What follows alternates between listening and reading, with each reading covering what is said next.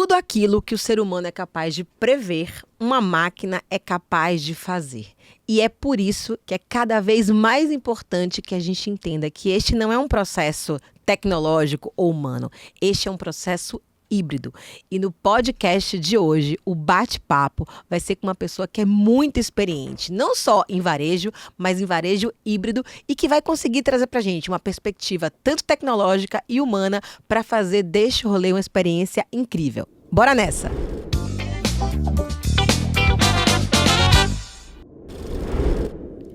Chegamos a mais um episódio do podcast Bora Bater Meta. E chegamos naquele nível em que, assim, não me pergunte que número de episódio é esse, que eu não sei, né? Estava contando os minutos para chegar nesse dia. Mas hoje o papo vai mixar uma série de assuntos que estão super no hype. A gente vai falar de inteligência artificial, é claro. A gente vai falar de omnicanalidade. A gente vai falar sobre experiência. A gente vai falar sobre humanização. E a gente vai falar tudo isso com um enfoque bem fundo no varejo. E para isso, eu trouxe um convidado, gente. Eu adoro esse momento também, que eu trago o meu momento chique da vida, que eu conheci em Nova York, né? Porque se tem uma coisa que a galera do varejo faz, é conhecer gente boa em Nova York durante a NRF, que é o maior evento de varejo do mundo. Reúne cerca de 35 mil pessoas e pelo menos uns 5 mil brazucas estão por lá todo ano.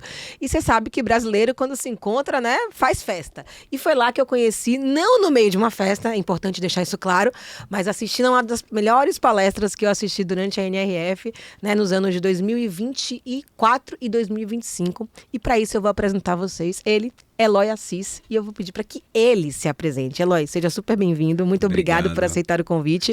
Conta pra gente quem que é você na fila do caixa. Na fila do caixa, exatamente, não na fila do pão.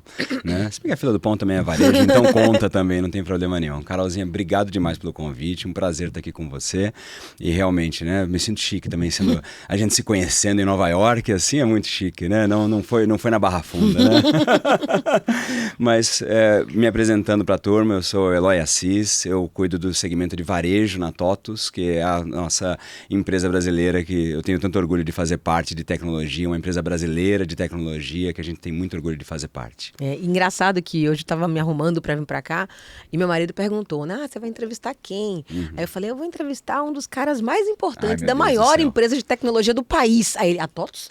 Eu falei, caramba, olha só que referência. O branding tá bom. E ele ainda trouxe a TOTUS da Marília Gabriela. Eu falei, nossa, eu não lembrava Então o branding tá disso. perfeito, exatamente. A gente, inclusive, lançou uma campanha nova com a Marília Gabriela de novo. A gente renovou o contrato depois de tantos anos com ela. Muito legal. Pois é. Então, seja super bem-vindo. Eu acho que trazer esse assunto para a mesa é uma coisa que me interessa. Quando eu escrevi o Bora Bater Meta, eu trouxe como subtítulo, né? O desafio da venda presencial no mundo digital. Perfeito. E hoje a gente fala muito que tem que ser digital, tem que ser pessoal e tem que ser humana. Isso. Então eu queria que você contasse um pouquinho pra gente, antes da gente entrar nesses assuntos mais, né, polêmicos, né?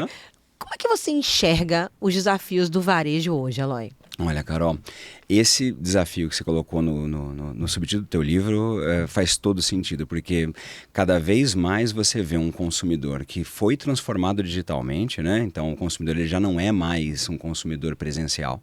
Não existe mais o consumidor presencial como tinha antigamente. Aquele que... qual é a última vez que você bateu perna para comparar preço em loja? Para comparar preço Comparar em preço, loja. a gente fazia isso. A gente fazia isso, não fazia isso? A gente batia a perna no shopping, ia de loja em loja olhando os preços, falava e voltava naquela que a gente achava mais legal. Né? Falava, esse aqui tá mais barato, tá melhor, etc. Você não faz mais isso. Qualquer consumidor que eu conheço, da vovó até a criança, pega o celular para começar a comprar. Então ele pega o celular e começa a pesquisar o produto, por mais que ele não vá comprar no físico, ele começa a pesquisa no online. Ele não vai comprar no online, perdão. Ele começa a pesquisa no online. Então, o consumidor, ele já é híbrido. Eu costumo falar do consumidor híbrido. Ele já não é mais nem físico e nem digital. Eu não acho que nenhum consumidor é puramente físico e puramente digital.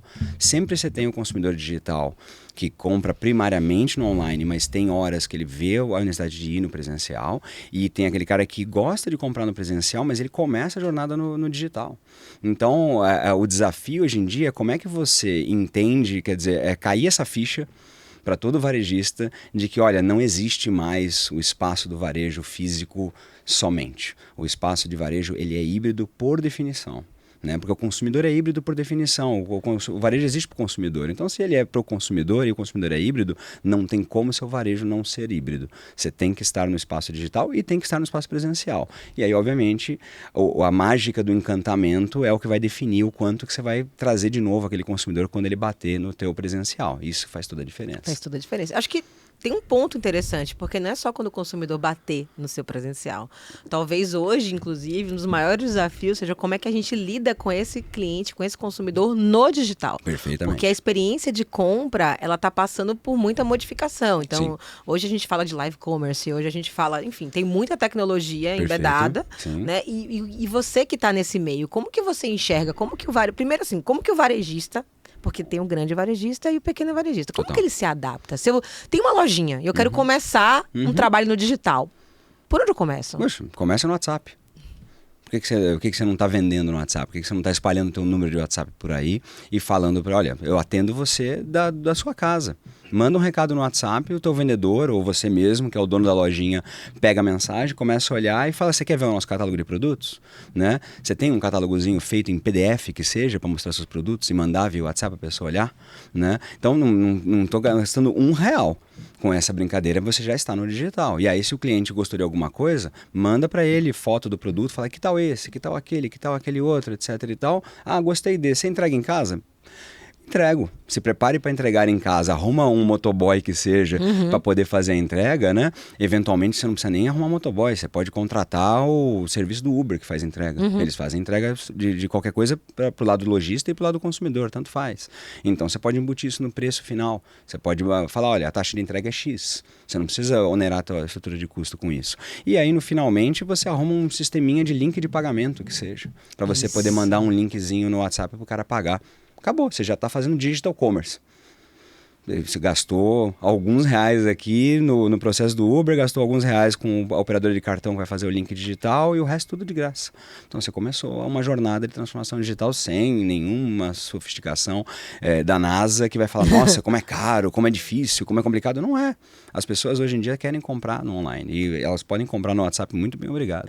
Tem muita gente ainda que desconfia dessa coisa, né? Ah, mas eu vou mandar o link de pagamento. Eu falo, gente, é melhor você pagar pelo link do que você passar uma foto do seu cartão. Exato. Porque tem gente que ainda vai para esse lugar, né? Total. Mas eu sinto que os varejistas, eles, principalmente os menores, eles ainda resistem muito por conta das taxas. Ah, mas eu tenho que pagar a taxa do Uber, eu tenho que pagar a taxa do cartão de crédito. E por conta disso, perdem venda. Sim. Principalmente quando a gente fala de migrar para um marketplace, né? Como que começa essa jornada dentro de uma plataforma digital? Essa é outra boa forma de você ir para o digital, porque um dos grandes problemas do digital no fim da história, e a gente estava falando disso fora, né?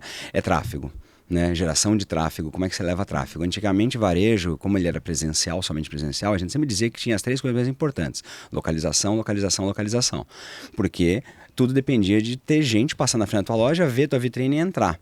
Agora, no digital, as pessoas elas não estão passando na frente da sua vitrine necessariamente. Se elas não sabem o endereço www, alguma coisa do teu site, elas não passam na frente da tua loja. Então, não estão te vendo. E se ela não vai ver, não converte. Né? Agora, quando você está num shopping digital, que é o marketplace, ele é um gerador de tráfego por si só. Ele investe nisso, ele gasta dinheiro com isso, etc. e tal, e vai levando o fluxo lá para dentro. Aí você tem mais chance de ser visto. Então é um bom jeito de você começar, né? E o bom é que você não está preso. Diferente de uma loja física que você constrói, ela fica naquele shopping, está preso no shopping, aí o shopping depois vem, aumenta a taxa, e depois ele cobra parte do aluguel como se fosse parte da receita. Então vai indo um monte de coisa. Agora tem a taxa nova de limpeza, não sei o que lá.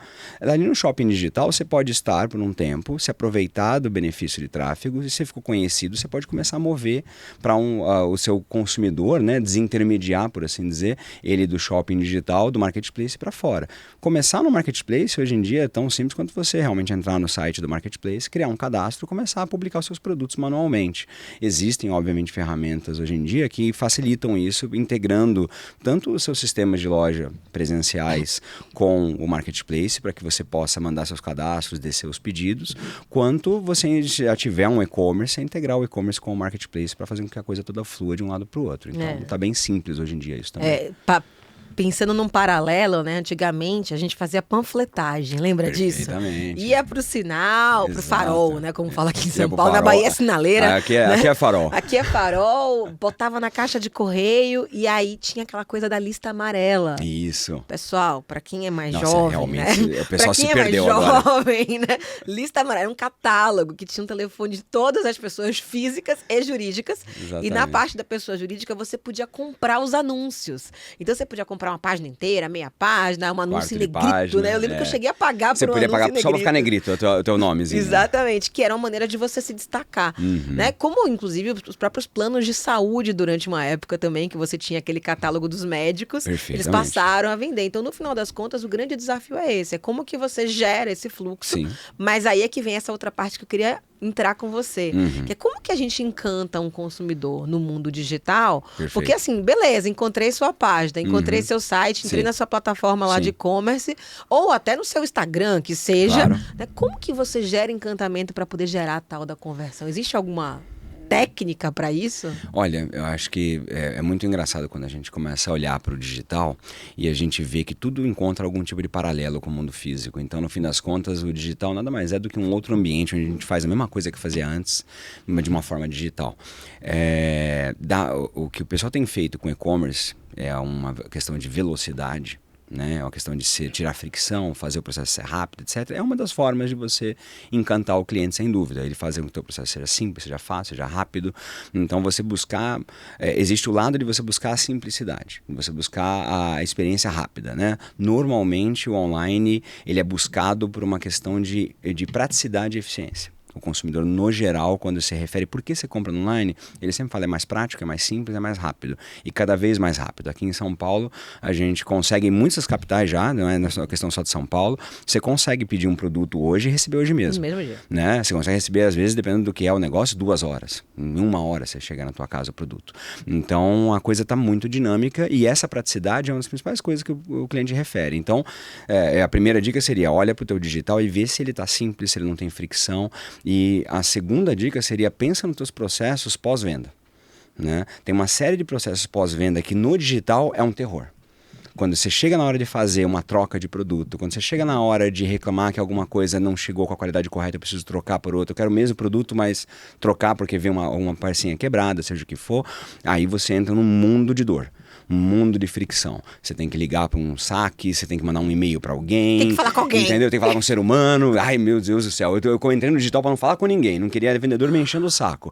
E agora eu tenho que falar com alguém para resolver meu problema. Não, eu quero ser simples. Então, quanto mais você pensar em como você tira essas fricções do processo, mais o teu ambiente digital vai ser um ambiente que atinge o objetivo do consumidor digital. Quando ele resolve consumir digitalmente, normalmente ele quer agilidade. O que não quer dizer que você também não pode se diferenciar por atendimento. O que o pessoal fala, mas atendimento no online, né? Não tem vendedor, tem. Dá para você pôr o vendedor online. Acabei de abrir o exemplo com o WhatsApp, que é exatamente uma experiência de atendimento digital.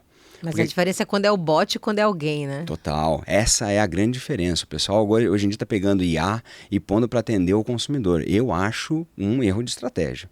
Eu acho que a hora que você pede para a IA encarar o teu consumidor final, você está perdendo uma oportunidade de usar o que a gente tem de melhor, que é ser humano.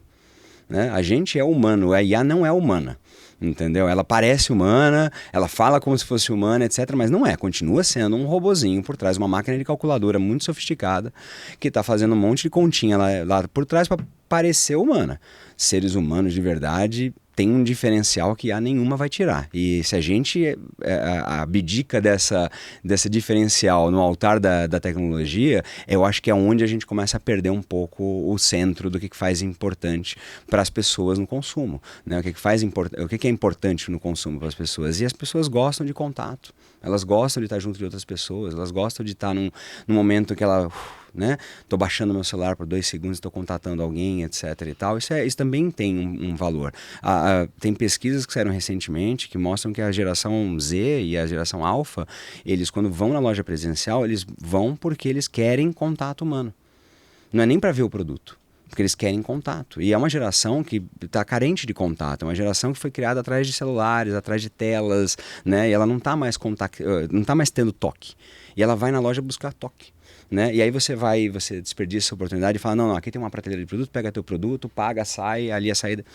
É um supermercado, para isso ela tinha o digital. É isso. Para isso ela tinha o digital, entendeu? Para que raio que ela vai numa loja presencial, física, se ela vai ter uma falta de contato humano? E no digital também dá para você oferecer contato. Bota uma caixinha de chat ali, fale conosco, começa a conversar, joga o cara pro WhatsApp. E bota os seus vendedores para atender o cara, né? Você pode até botar um robozinho para receber ele, tipo uma URA por IA. Para identificar qual é o teu problema e jogar na fila correta. Mas depois disso... Pega um ser humano para atender, que você vai ver como a pessoa vai voltar, porque ela sente que tem alguém do outro lado da linha, e não é só tecnologia. Eu acho que aí tem um desafio gigantesco, né? E eu tenho trazido muito isso. Se é para ter um ser humano, é para ele ser humano. Para o ser humano ler script. Exatamente onde eu acho que a gente erra. O desafio que o varejista está enfrentando hoje nessa questão do contato né? Eu quero diminuir a fricção. Então eu estou tirando gente da conversa. Tento digitalizar todo o meu processo. Até numa loja física. Você entra numa loja física e a loja ela é feita, né, para você se auto-atender, né? A coisa do auto-atendimento. Onde que eu acho, onde que eu pego, onde que eu escolho. E aí, quando você encontra com alguém, o que você espera dessa pessoa? Que ela seja um ser humano. Sim. E muitas vezes o que vem ali é uma pessoa de o processo não me deixa, né? Eu não tenho autonomia para fazer isso. Sim. E acaba se comportando, né? Como se fosse um digital, como se fosse um robô. Perfeito. E eu acho que esse ponto, ele é um fator crítico de sucesso, mas que é o maior calcanhar de Aquiles do varejista hoje. Concordo. E lá, a gente teve na NRF esse ano novamente, né? Acho que no ano passado a gente viu a IA aplicada, esse ano a gente viu a IA mais aplicada ainda, mas o que eu senti como pano de fundo de todas as conversas que eu capturei ali, era assim... A estratégia é linda, a execução passa por gente. Sim. E a dor ainda está em como que eu formo um time, é número de funcionários, é autonomia. Como que você enxerga esse desafio, né? Acho que com a sua experiência, o que um varejista precisa entregar para um ser humano, para que ele seja humano, e como é que ele consegue dar limites e ao mesmo tempo autonomia? É uma pergunta de milhões. É uma boa provocação, pergunta de milhões. Não sei, acho que tem naquele livro, tem umas dicas, se eu não me engano. Naquele livro ali tem umas diquinhas boas, mas se a gente fosse pensar desse ângulo, a gente tem que pensar muito do ângulo do que a pessoa do outro lado é empatia, né? O que o consumidor está buscando quando ele busca um ser humano? É isso, ele busca um ser pensante que está a fim de travar um diálogo, né?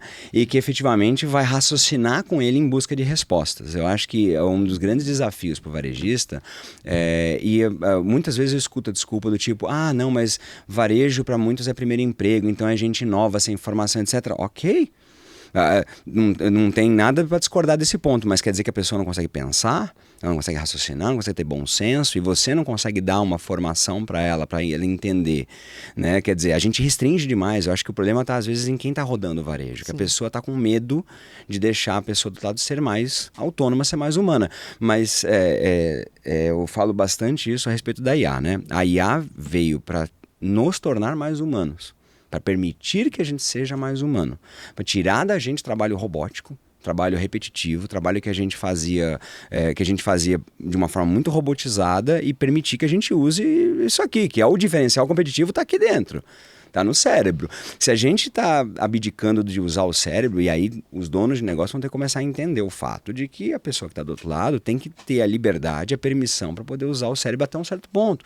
Aí o treinamento, você vai treinar o cara a saber se comunicar adequadamente, e acho que tudo passa muito por empatia, passa por você fazer o próprio vendedor no treinamento falar assim: como você gostaria de ser atendido do outro lado? E se você estivesse na situação, fazer um pouco de roleplay, fazer um pouco de... Se fosse sua mãe a cliente, se fosse tua mãe, chegando aqui na loja e querendo trocar o produto, como é que você gostaria de que ela fosse atendida? Né? Como é que você gostaria que fosse tratada? Mas eu posso fazer isso, não posso?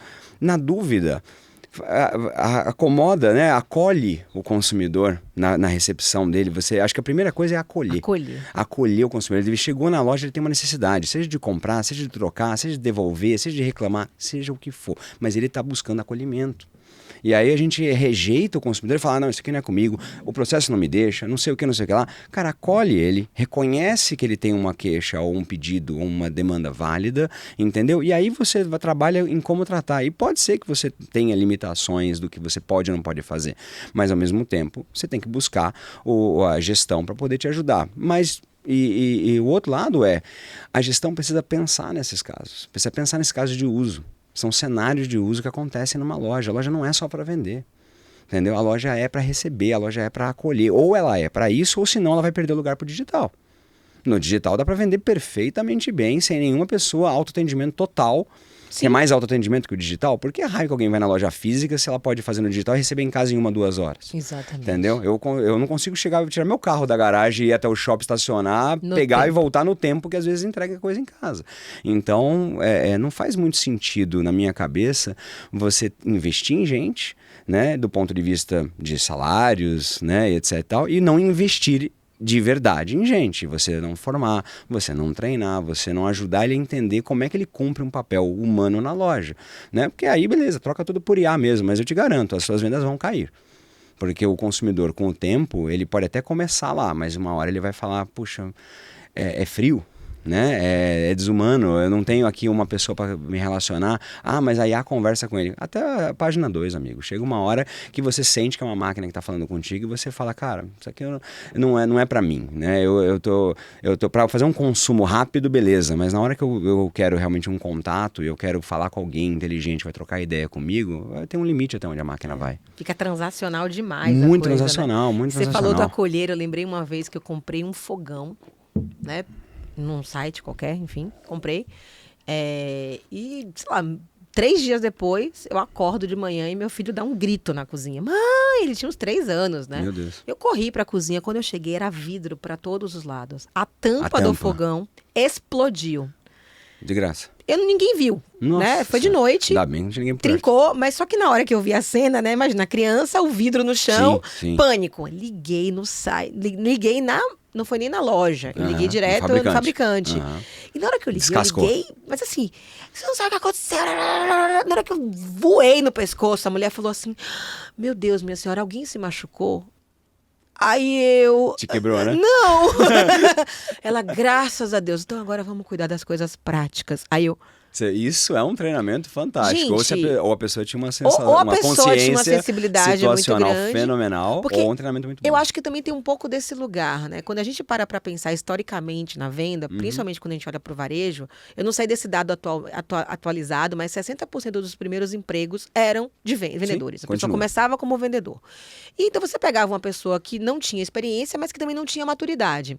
E aí você robotizava. Tudo que o varejista queria que o vendedor não pensasse.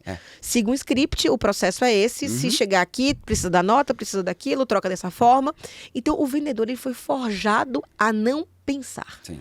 Aí agora, a gente entende o seguinte, que tudo que uma máquina, na verdade, tudo que é previsível, uma máquina pode fazer. E todo trabalho que uma máquina faz melhor que um humano é um trabalho desumano. Sim. Aí a gente pega tudo aquilo que está no script e joga para a máquina. Aí a pergunta é, o que sobra para o humano? Ser humano. Então eu sinto, às vezes, que existe a gente está num momento em que as pessoas estão meio perdidas. É verdade. Né? O que é uma pessoa que faz? O que eu coloco a inteligência artificial para fazer? O que não deveria nunca ser delegado para uma máquina? E eu acho que fazer essas escolhas é um desafio muito grande, porque você vê, né? Você deu o exemplo do WhatsApp.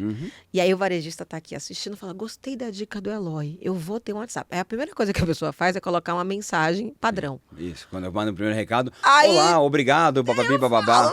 A sua loja atende um cliente por dia, meu amigo, sabe? E você vai querer botar uma mensagenzinha padrão de resposta robotizada. Então, fala olá, bom dia, escreve do teu jeito, pois entendeu? É. Bota com vírgula, sem vírgula, faz. E você sabe que isso é tão impressionante. Hoje eu tenho um volume de seguidores muito grande nas redes sociais, mas ninguém mexe nas minhas redes sociais, só eu. E as pessoas ficam muito impressionadas, porque eu respondo. Sim. Pô, obrigada, tamo junto, valeu, adorei, vamos marcar assim, tá aqui meu WhatsApp. E as pessoas se assustam. Uma mensagem simples, mas porque elas sentem que sou eu que tô ali. Né? Você consegue delimitar, assim, tipo assim, qual é o limite entre, sabe, puxa, tudo aqui pode ser digital, aqui não deveria nunca ser digital. Você dá algum tipo de recomendação, porque como a TOTUS, né, é uma empresa de tecnologia, claro. O que puder ser digitalizado, ótimo pra gente, né? Como que vocês ajudam, educam os clientes para a utilização? A gente tem tido uns papos bons com os clientes em relação a isso, exatamente por causa desse desafio, porque, em teoria, dá para você digitalizar tudo, é bem isso que você falou, até o atendimento ao cliente. Hoje, com IA generativa, né, você pode botar uma IA para conversar com o teu cliente, mas, óbvio, como toda tecnologia, né, nós estamos falando de seres humanos são imprevisíveis, né, eles não conseguem realmente seguir scripts de um jeito como a gente gostaria, e aí que acho que está o erro, né? Se você tiver que escolher, é exatamente isso. Tem que escolher entre as coisas que são previsíveis, repetitivas e que elas não têm um trilho alternativo realmente para seguir, diferente do normal, né? Essas coisas a tecnologia vai cuidar muito bem. Toda vez que você saiu do trilho, precisou sair, tudo vai precisar sair do trilho de algum jeito ou de outro, você precisa ter um ser humano para resolver. Pensante. Com autonomia, com treinamento adequado, com treinamento dos várias possibilidades do que pode acontecer, ou seja, para ele poder usar paralelos, falar, poxa, a situação é parecida com essa, então eu posso tentar raciocinar nessa direção, mas o raciocínio é uma das coisas essenciais, né? Então você pode, acho que e de novo, o consumidor ele é híbrido, certo? Então se a gente aceita essa premissa que o consumidor é híbrido, a gente vai ter que aceitar o fato que a loja também vai ter que ser híbrida, física ou digital. Perfeito. Então a loja digital vai ter que ter gente, e a loja física também vai ter que ter o digital lá dentro. Vai ter que ter a pessoa digitalizada para poder atender o cliente na forma como ele quer. Eu comprei e quero retirar na loja. Ok, perfeito. Então tem que poder fazer esse processo dentro da loja, porque a loja ela também está hibridizada. Agora você vai ter que saber escolher realmente as situações, e normalmente nas situações de exceção é onde eu diria que o humano vai melhor. Justamente quando o previsível trilhinho quebra. O trilho da tecnologia, ele é de previsibilidade, de escalabilidade. Então, a escalabilidade, ela sempre tem, ela tem sempre como o risco, o outro lado, exatamente a exceção.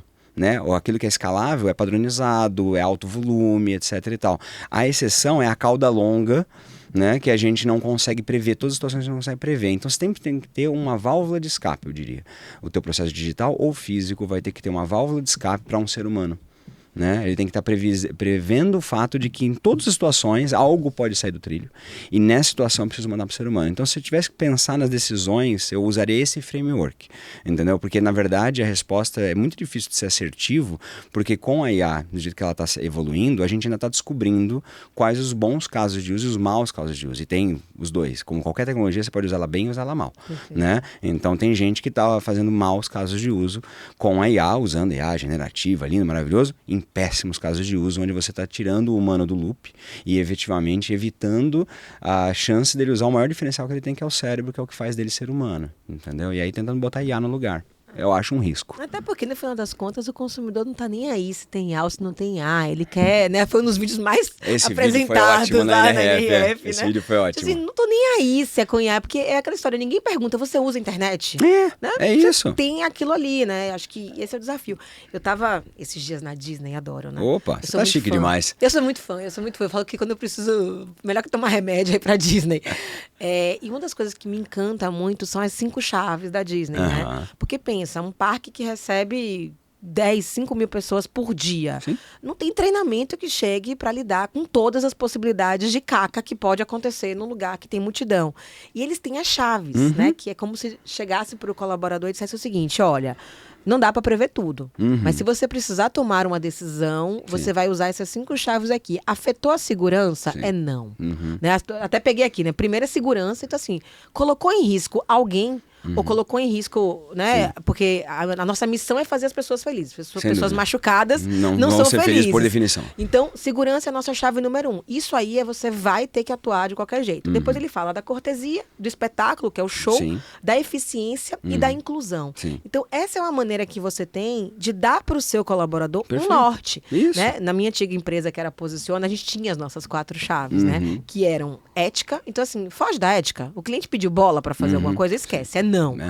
Vai afetar a qualidade? A gente tem condições de entregar isso muito bem? Se sim, segue adiante. Se não, trava aí. Né? Vai mexer com o nosso posicionamento? A gente vai ter que fazer alguma coisa que a gente não está se propondo a fazer. Então, a gente começa a criar isso. E eu sinto muitas vezes que o varejista, ele está investindo cada vez mais em tecnologia, mas não existe uma proporção em relação ao investimento em cultura.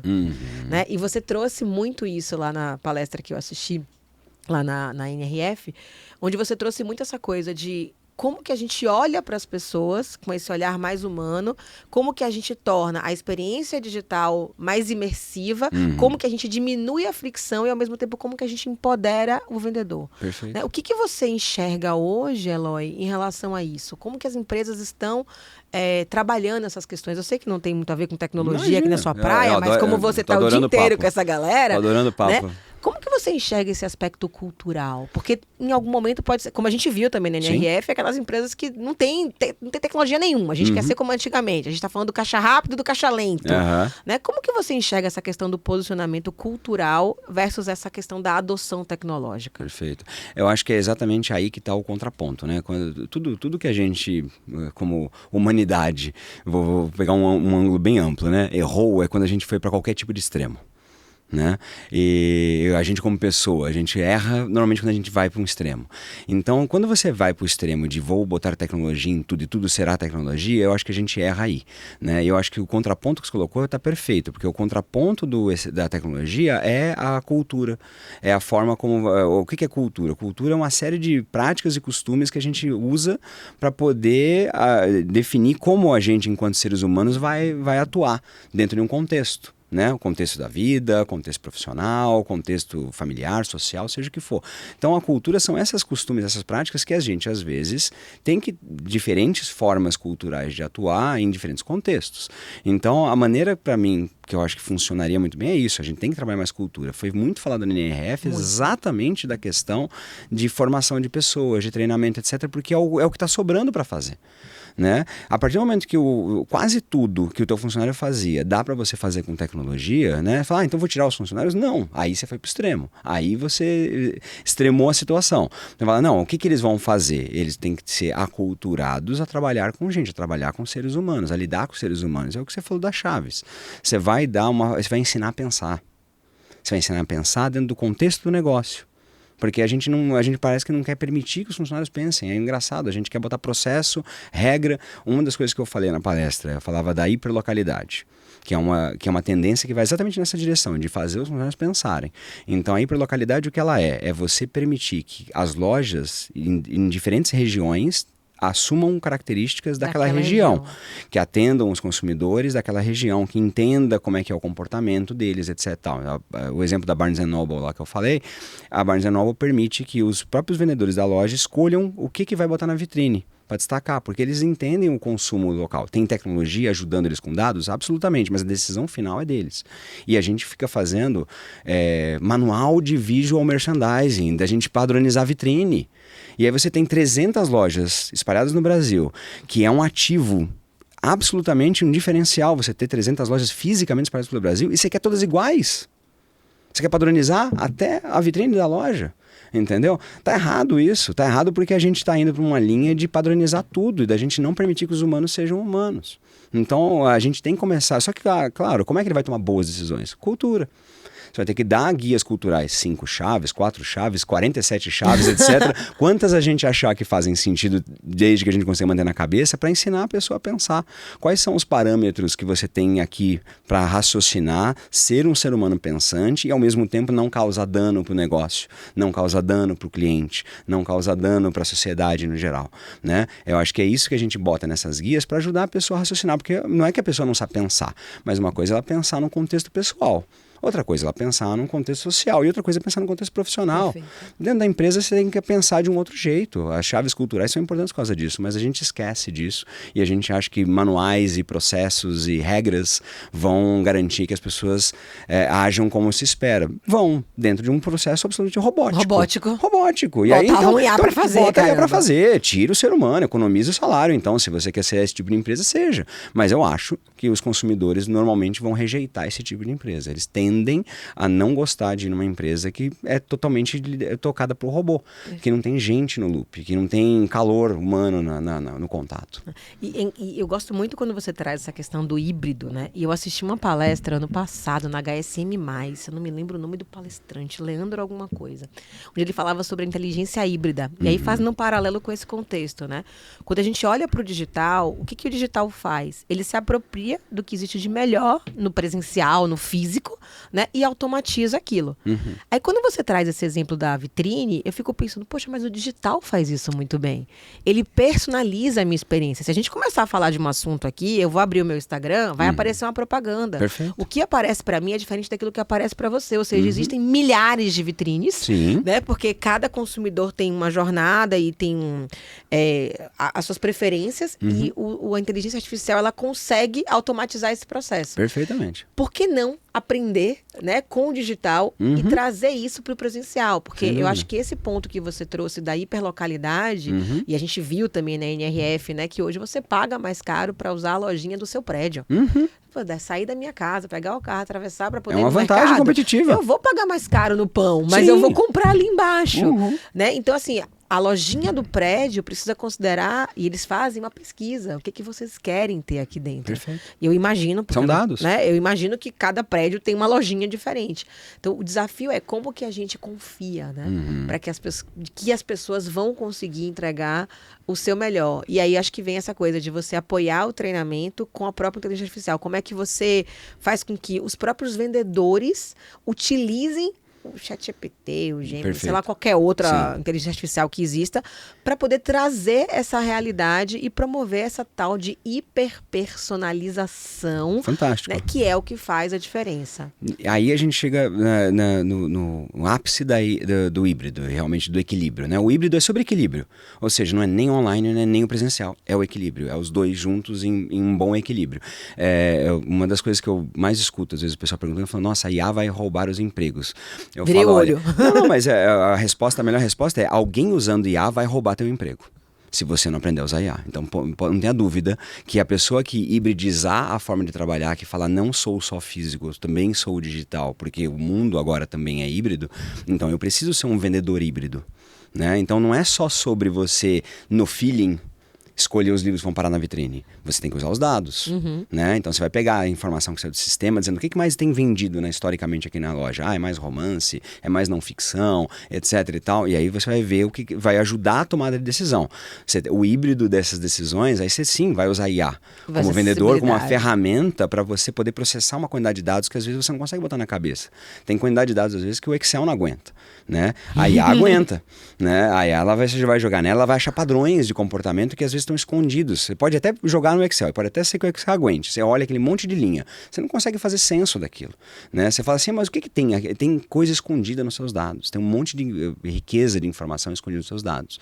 Então você ter dados e usar IA para extrair essa riqueza dos dados e te contar uma história e falar, poxa, a tendência é essa, tá indo por aqui, o consumo tá variando desse jeito, vem nessa loja pessoas com perfil mais ABCDF, etc e tal, te permite pensar de uma forma inteligente, estratégica, tomando decisões baseadas em fatos e dados e não em feeling.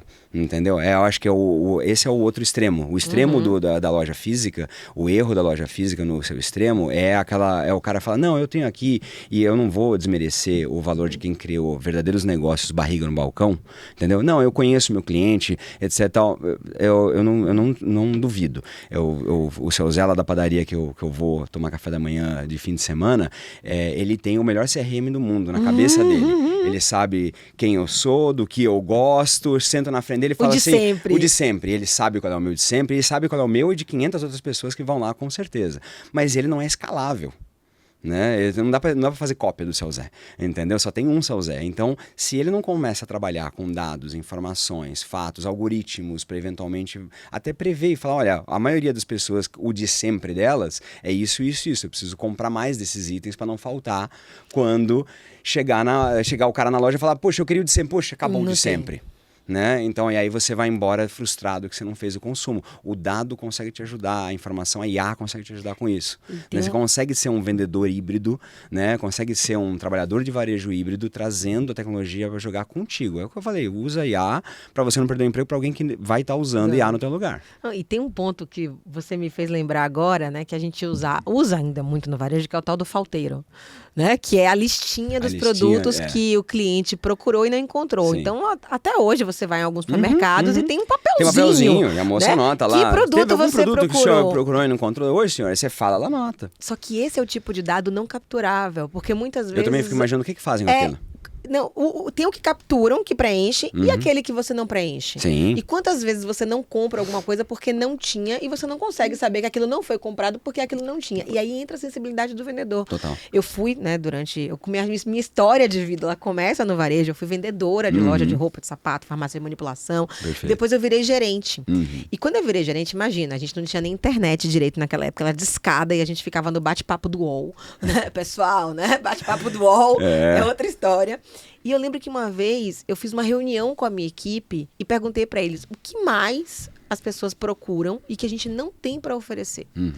Porque era muito esse lugar. A gente sabia o que tinha no estoque e o que acabava rápido. Sim. Mas a gente não sabia. E aí eu lembro que eu trabalhava numa loja de marca. E era uma marca que lá em Salvador todo mundo adorava, sabe? Ver isso. Que tem roupa que você compra pra poder expor a roupa. Expor. E aí o pessoal falava, Carol, a gente precisa de mais camisas com a marca grande. Porque quem vem aqui quer sair daqui com uma... Não quer uma coisa discreta. Não tinha essa coisa do luxo disfarçado, né? E assim, eu falei, como é que a gente vai capturar essa informação? Sem a gente dúvida. Sabia que as blusas que tinham marca grande acabavam rápido.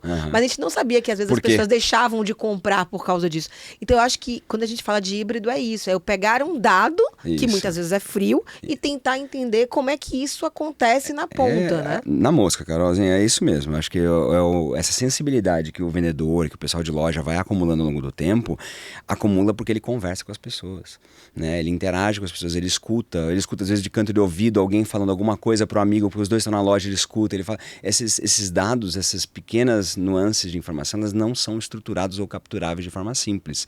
Então tá no cérebro da pessoa. E pior, mesmo que você capture, né? O cérebro humano vai fazer conexões que IA nenhuma consegue fazer. Entendeu? E às vezes ele deu um clique como esse, fala assim, nossa, puxa, entendi porque estão comprando essa aqui, porque na verdade o logo é grande, né? E não porque ela é mais bonita, porque X, porque Y. Tá com mais preço, se você deixasse pra IA prever por que tá vendendo mais, ela vai fazer 500 previsões. Eu acho que ela nunca imaginaria que era por causa do tamanho do logo. Entendeu? Exatamente. Porque a pessoa quer ser mais amostrada que ela tem aquela marca, entendeu? Então, e é difícil. O cérebro orgânico, ele trabalha para uma série de coisas muito bem. E o artificial para outras coisas muito bem. A combinação de ambos é que leva a gente mais para frente. E no final das contas, se a gente parar para pensar um pouquinho, eu gosto muito de desmistificar esse ponto em relação a IA. A gente fica falando, nossa, esse negócio de IA é muito complicado, não sei, tenho medo, não sei como funciona, etc e tal. Meu amigo, você entende como funciona o seu celular? 100%. Tudo, como é que ele faz as coisas, você só usa. A tecnologia, ela chega num ponto que a gente só usa. E imagina você hoje pedir para alguém entrar numa empresa e falar assim, você usa computador?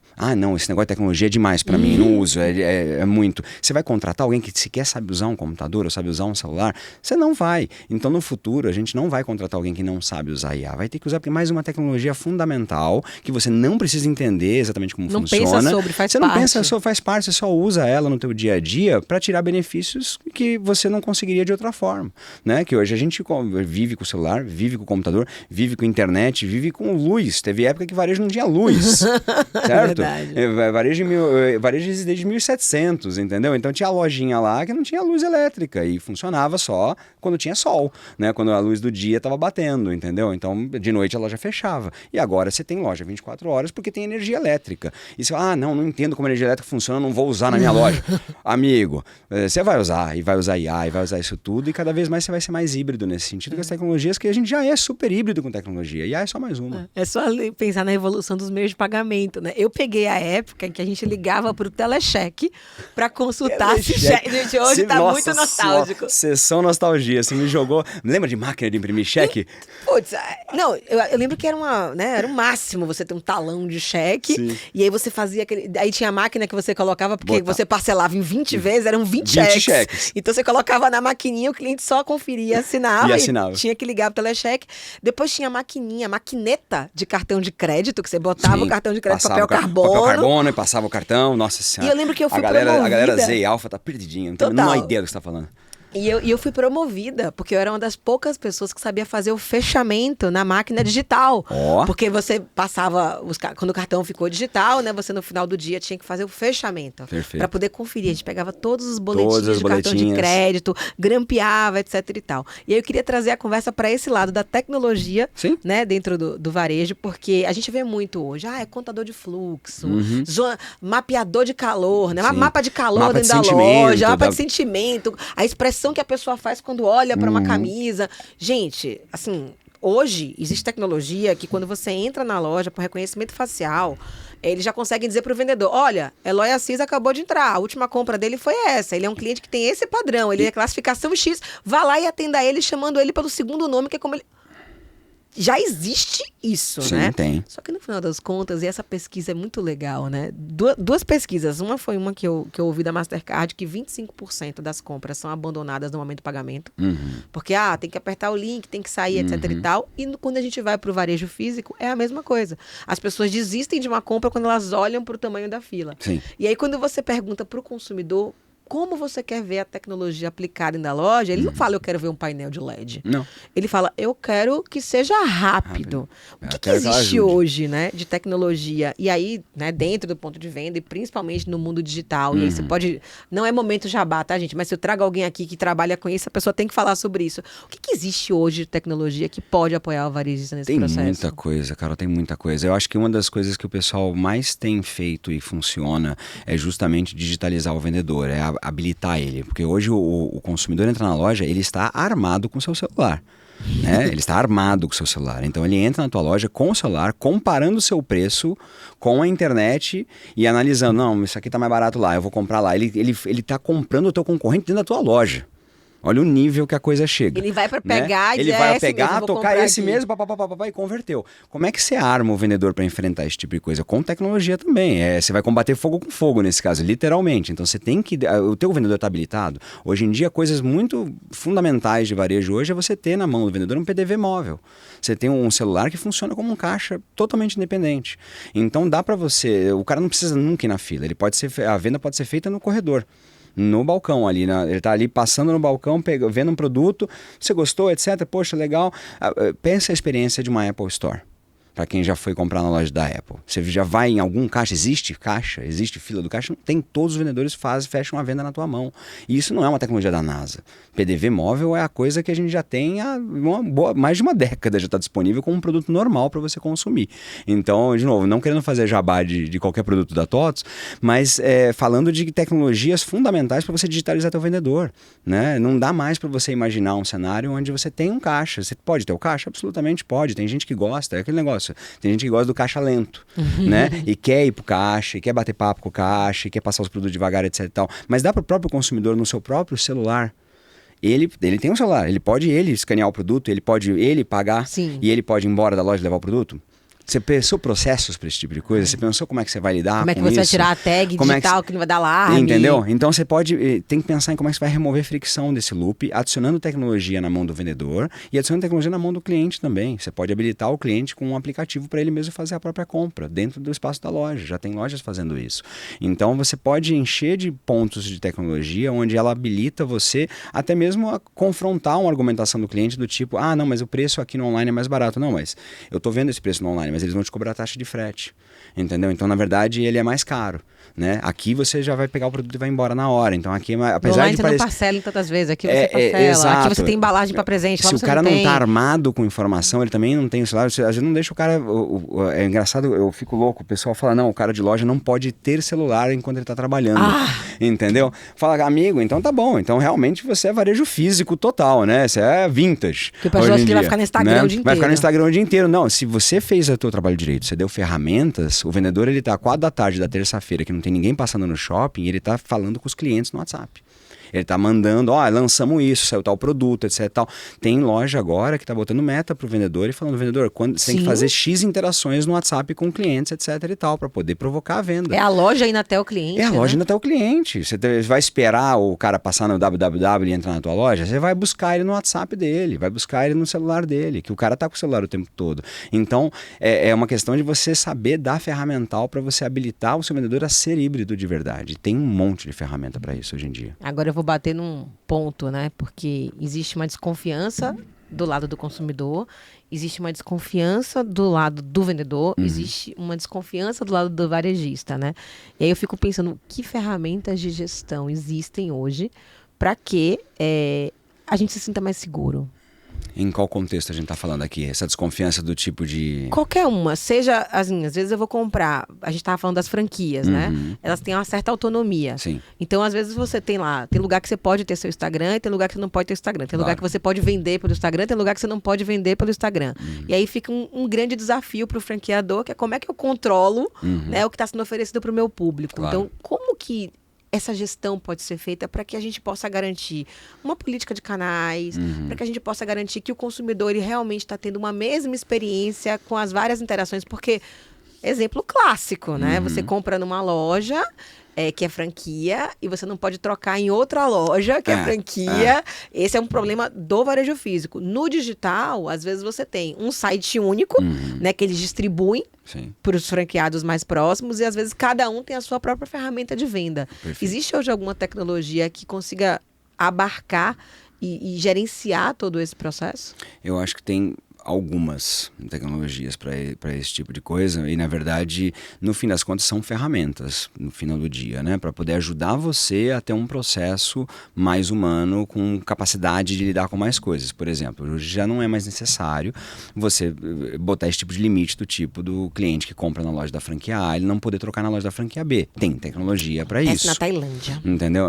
Acontece na Tailândia. Exato, então tem tecnologia para isso. Tem tecnologia para você poder dar entrada no produto, no estoque, etc, tal, de uma forma transparente, sem fricção, buscando realmente fazer com que o teu cliente não sofra nesse processo, etc e tal, né? Tem tecnologia para você permitir realmente que você, como você falou, gerencie todos os dados em relação ao que você sabe do seu cliente, para que você arme o vendedor, porque ali entrou na loja, estava o vendedor A, aí entrou na loja, estava o vendedor B. O vendedor B não tem interação com ele, não sabe o que é, mas ele pode jogar uma ficha na mão dele de CRM que fala assim, tá aqui, esse cara é isso. Mas às vezes não tem integração entre as lojas, né? Então, eu só sei o histórico do Eloy naquela loja, eu não sei o histórico do Eloy na outra loja. A tecnologia, o que a gente chama de tecnologia de omnicanalidade é exatamente para isso. Omnicanalidade não é só você poder comprar no online e receber no físico. Omnicanalidade é a integração de todas essas disciplinas, especialmente de atendimento ao cliente, para você poder saber quem é o seu cliente, independente de onde ele está. As preferências dele, o que ele gosta, o que ele deixa de gostar, etc. E fazer as ofertas adequadas. A IA, nesse caso, ajuda bastante, porque ela vai analisar e vai falar, poxa, perfis similares com desse consumidor, quanto mais dado ela tiver, mais ela pode te dar dicas importantes. Então ela pode falar, esse consumidor aqui é tal, e perfis similares a eles estão comprando muito o produto tal e tal. Oferece esse produto pro cara, vê se dá liga, entendeu? Então, assim, a IA não vai ela oferecer o produto pro cara, mas ela vai deixar o vendedor armado para ele poder performar melhor, para ele poder entregar mais resultado. Então tem várias e várias ferramentas hoje em dia disponíveis para ajudar nessa jornada de hibridização do vendedor, para ele poder realmente trabalhar de uma forma que você consiga realmente enfrentar um pouco esse medo, você falou de medos, né? Enfrentar um pouco esse medo de que, não, vai quebrar, né? A gente tem uma vontade, enquanto ser humano, de controle muito grande, né? A gente quer controlar tudo, a gente quer controlar todas as coisas. A gente vai ter que abrir mão um pouco dessa ilusão, porque o mundo é caótico por definição e as pessoas são imprevisíveis, então é muito difícil você imaginar que você vai conseguir controlar todas as situações, todos os processos, todos os lugares, etc. Você vai ter que botar ferramenta que te ajude a dar guias, balizas, cultura, como você falou muito bem, para a gente poder ajudar as pessoas a pensarem fora da caixa, mas ao mesmo tempo dentro de certos trilhos de raciocínio que fazem sentido para o seu negócio, para que você consiga efetivamente entregar valor no final do dia. Então não é sobre você controlar tudo, é sobre você controlar o suficiente, né? Sobre você ter noção de que você botou uma série de como se fossem rodinhas de bicicleta para impedir que você caia na hora que você está tentando rodar uma situação nova. Vou andar uma bicicleta nova, né? A situação é nova, é como você aprender a andar de bicicleta. Pode ser que na primeira vez você vai cair. Então vou botar algumas rodinhas. As rodinhas são as ferramentas e a cultura. Ferramentas tecnológicas, ferramentas manuais, seja o que for, e a cultura, que é o que vai te ajudar a não tomar tombo e digamos, superar um pouco esse medo que acho que a gente sempre tem quando a gente enfrenta o novo nos nossos negócios. Maravilhoso. No final das contas, né, tem um pouco disso. Acho que durante muito tempo a gente tinha um monte de dor e foram criando várias ferramentas. Sim. Hoje em dia, quando você tem uma dor, é só passar para pesquisar, porque deve ter alguma ferramenta que alguém já pensou, né, para resolver aquela dor ali. E aí eu vou fazer uma última pergunta para a gente encerrar, que minha plaquinha aqui já subiu umas 2 vezes. Que assim, você como vendedor, sim, porque no final das contas somos todos vendedores, todos somos vendedores, né? É fato. Como que você orienta os seus clientes na hora que ele vai tomar uma decisão de adoção tecnológica? O que é que ele precisa considerar na hora de dizer, vou adquirir a ferramenta tal, vou adquirir um RP, vou adquirir um CRM, vou adquirir... O que você coloca ele pra pensar? Tipo assim, olha, na hora de você tomar uma decisão, é importante que você considere o quê? O que você vai ganhar com isso? Qual é a tua dor? Qual é o benefício? O que você está querendo resolver? Porque tem muita gente que às vezes procura a gente para botar tecnologia por tecnologia. Tá na moda. Não, puta, eu queria botar esse tal de IA. É muito engraçado como a gente tem essa consulta do tipo, eu queria botar IA no meu negócio. E a resposta é bem o que você falou. Cara, o teu cliente está se lixando se você usa IA no teu negócio. Ele vai comprar porque o atendimento é bom, porque o preço é certo, porque as condições de atendimento são boas e por aí vai. É a mesma coisa que eu falo para ele. Por que raio que você vai trocar de sistema? Por que você vai botar um sistema novo? Dói pra caramba, é chato você aprender tudo de novo. Qual é a dor que você está querendo resolver aqui, amigo? Para você manter o olhar nessa dor, nesse problema ou nessa evolução que você quer fazer, para que você possa garantir que o uso daquela tecnologia efetivamente te conduza para aquele ponto. Porque é muito fácil você fazer tecnologia por tecnologia e muita empresa vai adorar te vender tecnologia por tecnologia, mas isso não é sustentável no longo prazo, porque na prática vai chegar uma hora que você vai ver que o cara vai ver que está pagando uma grana que não tira valor nenhum e vai falar, cara, eu vou cancelar esse negócio porque eu não estou ganhando nada com isso, eu vou voltar porque eu estava antes, que estava melhor sem isso, né? Ou pelo menos era mais barato no mínimo. Então, se não tem valor, né? Por isso que eu oriento meus clientes sempre, eu falo assim, por quê? Né? Chega para mim e fala, eu queria trocar de ERP. Eu falo, por que você vai fazer essa loucura? Né? E ele fala, ué, achei que você ia me incentivar. Eu falo, não, cara, eu já troquei de ERP em outros negócios várias vezes e dói pra caramba. Então, você saiba responder muito bem a minha pergunta, porque vão te perguntar isso na tua jornada 200 vezes dentro da empresa. Por que estamos fazendo isso? Estamos fazendo isso por causa de A, B, C, D, F. Esse é o valor que a gente quer ganhar lá na frente. Então, se a pessoa sabe a resposta, ela tem um claro benefício que ela está buscando, seja de eliminação de uma dor do negócio, seja de uma eliminação de uma dor de crescimento, às vezes, de escalabilidade, de poder atender mais gente, de poder crescer, aí faz sentido. Aí eu até deixo o cara comprar, entendeu? Eu até brinco, o pessoal até fala... Deixa. Exatamente, porque o vendedor fica louco comigo, que eles me levam nas reuniões, às vezes, falam, não, vou levar o meu diretor, etc e tal, e o cara fala assim, não, que eu tô fazendo projeto, eu falo, por quê? Você tá louco? Aí eu falo assim, o vendedor me olha assustado e fala, não, Eloy, você vai acabar com a minha meta, acabar com a minha venda. Eu falo, não, calma. A tua meta vai vir bem mais robusta e você não vai ter churn, você não vai ter problema, porque o teu cliente está comprando valor. Ele não está comprando produto, entendeu? Ele está comprando um valor para o negócio dele. Então ensina ele a pensar valor e você vai vender valor e aquela venda é eterna. O cara não vai devolver, não vai cancelar, não vai voltar atrás, não vai reclamar de você no Insta, entendeu? Ele vai comprar valor de você, não está comprando produto, todo mundo está comprando valor. É isso aí, a gente precisa de vendedores que pensem e que ajudem o cliente a pensar. Eu acho que esse, inclusive, está no principal valor. É isso. Eloy, excelente nosso bate-papo. Eu preciso terminar com aquela pergunta que eu nunca combino com o meu convidado, mas eu sempre faço no final. É fria, já vi. Porque tem que ser assim no bate-pronto. Eu Tá queria que bom. você deixasse aqui para nossa audiência 2 dicas. Tá bom. Uma dica do Eloy para bater meta de vendas. Tá bom. E uma dica do Eloy para bater as metas da vida. Vixe, Maria. Jesus, essa é de propósito, né? É quente mesmo, pra não dar tempo nem de pensar, né? Tem que sair de qualquer jeito. Vamos lá, pra bater meta de venda, gente, eu acho que não tem... Acho que acabou saindo já na frase anterior. Venda um valor. Entendeu? Procura o que é importante para o teu consumidor, o que ele está buscando ganhar. Escuta com atenção, escuta com generosidade. Tem um amigo meu que fala, escute com generosidade. Escute com generosidade o teu cliente, que ele vai te dizer o que ele está buscando de verdade no consumo dele, né? Ele às vezes fala, ele veio aqui comprar uma camisa. Não. Ele veio buscar, às vezes, se sentir bem com ele mesmo, vestindo uma camisa que cai bem nele. Então, ele está buscando isso. Entenda o que ele está buscando e aí você vai poder vender esse valor para ele. Para você ter sucesso nas vendas, você vai ter que vender valor para a pessoa. Não é exatamente sobre o que ela quer comprar, mas é o que ela está buscando quando ela faz aquela compra. E a gente, às vezes, esquece disso e fala, não, eu vou vender produtos. Uma vez que você fala vai vender produtos, você está eliminando uma chance enorme de você vender mais. É simples assim, tá? Agora, para vencer as metas da vida, Jesus o cara virou amado. diretor da maior tecnologia do Brasil, assim, né, brasileira? Então, alguma coisa você sabe sobre isso. Qual que é a sua dica para bater as metas da vida? Olha, eu diria, eu tive um papo parecido falando dessa questão e a conclusão que eu cheguei é busque criar laços reais de confiança. Né, com pessoas que você acredita. Eu acho que as pessoas são merecedoras de você dar uma chance para elas. E a gente às vezes se guarda, a gente se protege, a gente bota máscara, a gente bota um monte de escudo na nossa frente e a gente não deixa a gente ser nós mesmos de verdade. A gente fica fingindo que é um monte de coisa, no trabalho, até na vida social, com a família, etc e tal. E a gente se previne de ser nós mesmos, a gente passa na vida, eu diria, a passeio e e guardado, sem sentir nada de verdade, quando a gente conseguiria se a gente se permitisse. E a gente às vezes se protege muito com medos que vão impedindo a gente de viver a vida de verdade. Então, se eu fosse dizer uma dica para vencer na vida, na verdade, é você se permitir ser você mesmo e criar confiança. E deixar as pessoas até te decepcionarem.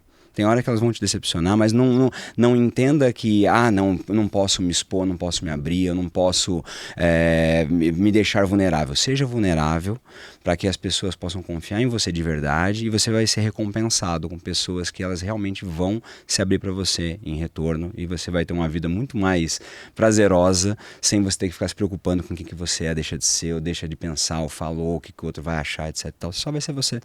São as pessoas de verdade que fazem a diferença no mundo. É isso. Eloy, muito obrigada. Foi maravilhoso ter você aqui. Uma delícia. Galera, como sempre, se inscreve no canal, deixa comentário, compartilha, né? Embora lá bater as metas de vendas e as metas da vida.